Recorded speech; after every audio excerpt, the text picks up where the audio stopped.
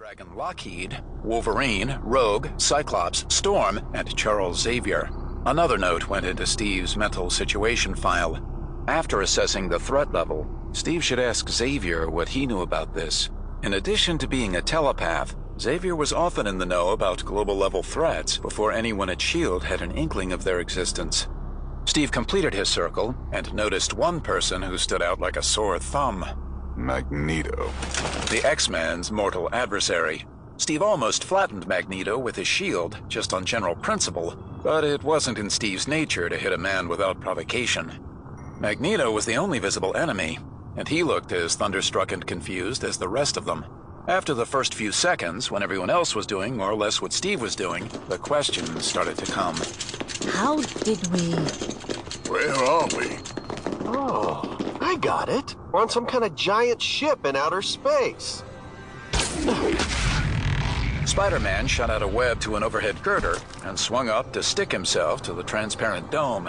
He couldn't just stand around like a normal guy, Steve thought. But hey, he was younger than the rest of them. Or at least that's how he always acted, with the wisecracks and showing off.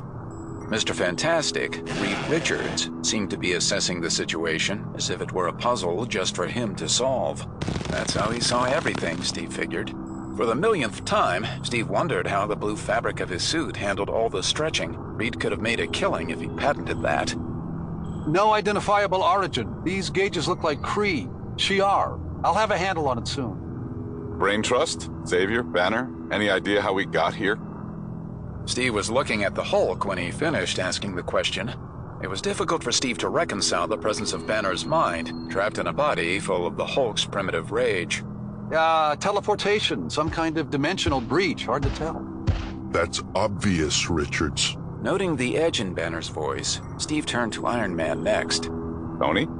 No idea. Reed's the expert. Steve cocked an eyebrow. It was unlike Tony Stark to admit anyone else was more of an expert on anything. Let's set some groups and start exploring.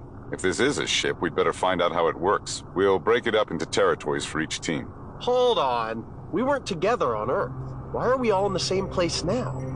Did we all get picked for some kind of galactic dodgeball game? I mean, I was getting a sandwich.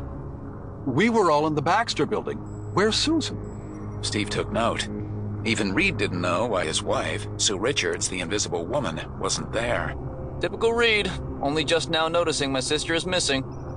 We're all missing some members. Not all of the X-Men are here, or the Avengers either. Well, Cyclops, not all of us are members of some fancy team. Nothing fancy about the X-Men, bub.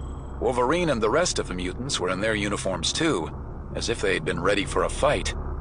Cyclops always wore his ruby quartz visor to control his optic force blasts.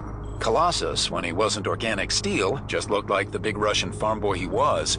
Storm might easily have been mistaken for a down-and-out musician or artist, with her leather clothes and white mohawk.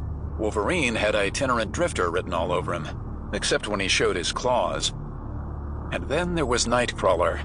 It was pretty hard not to stand out in a crowd when you had blue skin, 3 prehensile toes on each foot, the same number of fingers, and a pointed tail. And the purple dragon, Lockheed. What was he doing there? He was bonded to Kitty Pryde, and she wasn't around. We're here. Let's figure it out. What I want to know is, what's Magneto doing here? Steve took a step closer to Wolverine in case he had to stop a fight from breaking out.